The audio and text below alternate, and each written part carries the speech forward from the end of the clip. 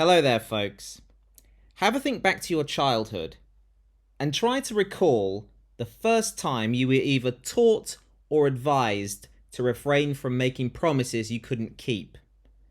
People seem to believe from my voice alone I am a member of the tofu-eating, champagne-sipping, smashed avocado on rye bread, wokerati. But no. I am a mere working class lad, raised for the most part by a single mother in Yorkshire and North London. I recall wanting to get dear mother a nice birthday present and promised I would get her something real special with my 8-year-old pocket money. Naturally, of course, though I didn't know this at the time, she didn't care whether I got her anything because I was 8 and I'm her son.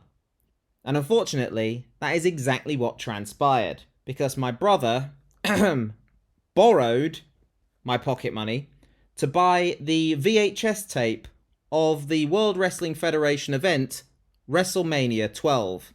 A marvellous event, by the way. Very entertaining stuff. Anyway, I recall telling mother, sorry, I could only get you this crappy little thing because my brother blah blah blah. And of course, like I said earlier, she couldn't have cared less. But I was furious with myself for breaking my promise, even though the circumstances were out of my hands. From that day, I have really refrained from making promises I couldn't keep. I've slipped up occasionally, of course, but very minor things. Therefore, I certainly cannot imagine how it must feel to be 43 years old, running a country, and having made 5 promises to the people of that country, and one by one they have all fallen by the wayside.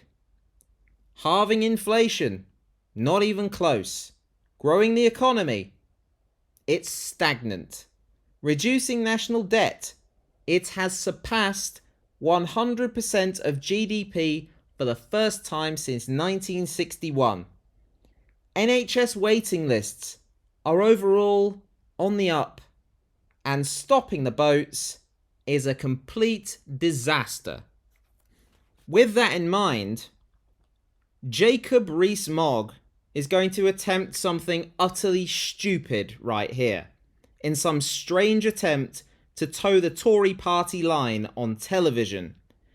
He's going to wander out into no man's land in broad daylight, and both Ben Habib and Michael Crick are going to take repeated shots at the stationary target that is Jacob Rees-Mogg's ghoulish carcass. Once again, he's foolishly putting himself in the position to be attacked from both the left by Crick and the right by Habib. It's a massive car wreck, but one simply cannot look away. Perhaps unsurprisingly for Jacob Rees-Mogg, his defence is going to be exactly the same defence he uses for every other Tory cock-up. It's not our fault, Gov. Let's take a look at this mess. So it was 6 months ago today that the Prime Minister, Rishi Sunak, made his 5 key pledges for the year. It just so happens, rather unfortunately, that today also marks the first time his approval rating has gone into negative territory on the Conservative Home rating, which is of Conservative supporters and interested parties. So whilst I'm often critical of the government, I think the PM's become rather an easy target because the pledges, which focused around the economy, the NHS, the small boats, have been affected by external factors that have made the Prime Minister's task harder. The NHS is still recovering from the pandemic. It's suffering from strikes. Doctors, even well-paid ones, seem to be thinking that they should walk out.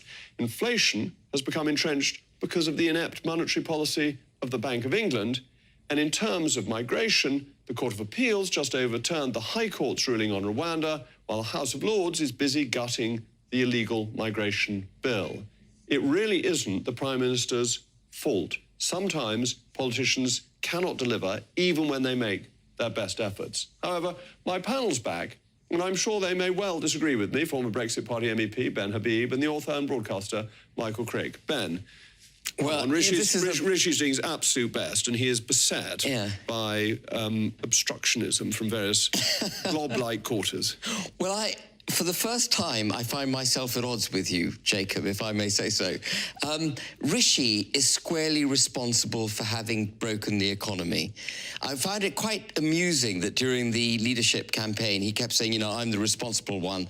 I understand numbers. I'm going to fix everything. Actually, he was the one who was Chancellor of the Exchequer at a time when the UK borrowed more money than it had in all of history until 2005. He did that in a year. He was the one who took taxes up to the highest level since World War II. He was the one who wanted to punish us with a national insurance increase, contrary to the Conservative Party manifesto, as we emerged from lockdowns, blinking as we were, rubbing our eyes, trying to make sense of the new world order into which we emerged.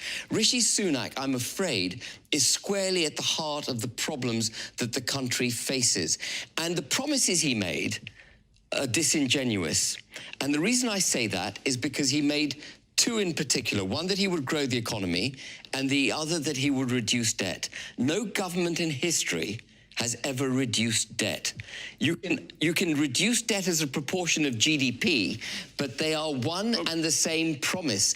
And it was hoodwinking the public, Jacob, when he made that promise. Pitt the Younger had the sinking fund, and Nigel Lawson had the public sector in credit. But very, never mind. very few, then. At the time he made these promises, I thought, this man's bonkers. These are not. I thought, I'm not sure he can keep any of those promises. I mean, maybe the NHS waiting times he could have, and it doesn't look like he's going to keep those now, or at least the turnaround is now predicted, sort of spring of next year. I mean, all of the other ones, it seemed to me, 6 months ago, were far too ambitious. I mean, stop the boats. I mean, a more sensible, a more experienced. I think one of the problems Sunak has, he's not actually been a politician for very long. He's only been a politician, well, an MP since, 2015, that's 8 years, and he wasn't in politics, he was doing think tank stuff for about a year before that. He's a very inexperienced politician. No politician, and it's his advisors. And he was quite junior in banking when he left banking. People keep talking about his Goldman Sachs history. There was no way he was going to stop the boats in 18 months. He might have been able to reduce the number of boats, in which case you come up with a promise like that. Inflation, it seemed to me, was likely to go on for a lot longer than we thought 6 months ago. Because lots of people didn't. Lots of economists thought that was quite an easy promise because they thought I know they following did. other countries down.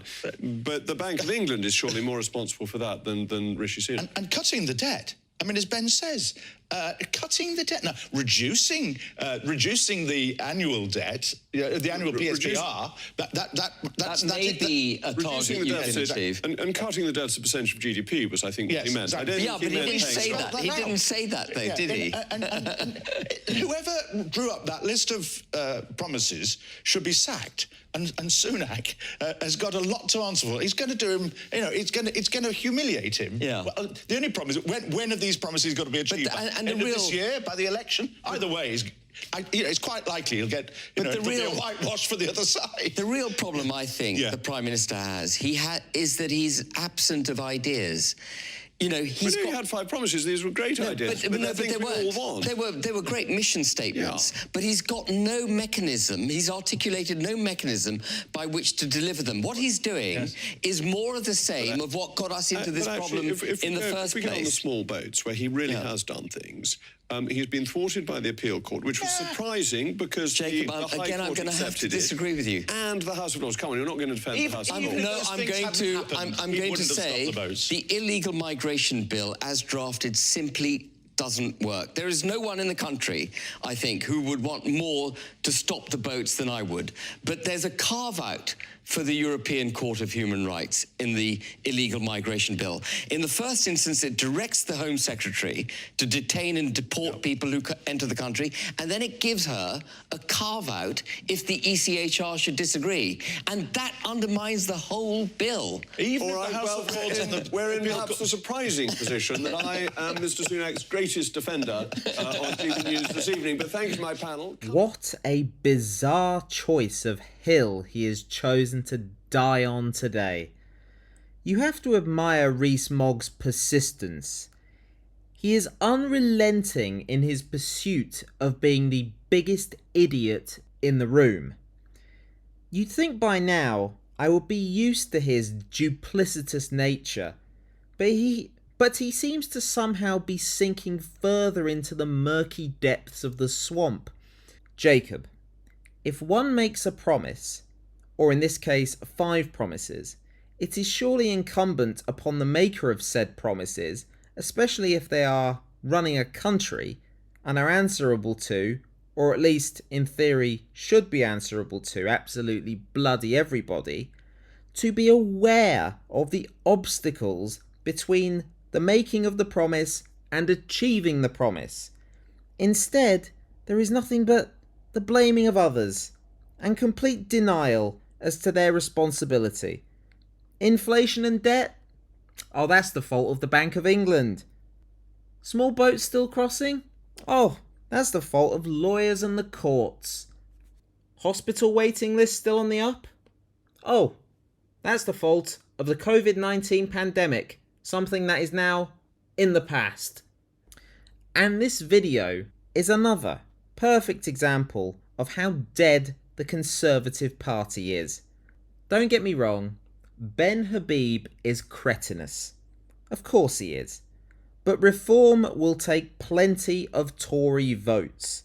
And the Tories will also lose many traditional middle-class voters to the Liberal Democrats. And of course, most of the working class who drifted to the Tories in 2019 will return to the Labour Party. So, I guess the moral of the story is this. Don't make promises you cannot keep, unless you have an army of deceitful arseholes willing to prostitute their dignity in a vain attempt to save your sorry hide. Thank you for watching. Remember to like and subscribe and comment, and I'll catch you again very soon.